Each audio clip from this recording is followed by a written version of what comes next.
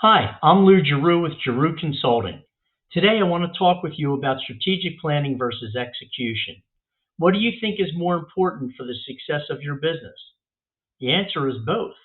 It all starts with having a clear plan for where you want to go.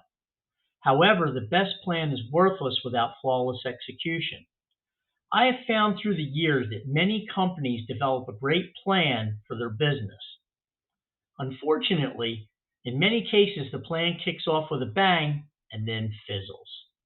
The breakdown usually occurs around execution or implementation.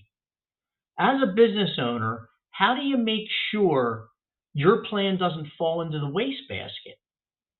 Here are 5 keys to successfully implement your strategic plan.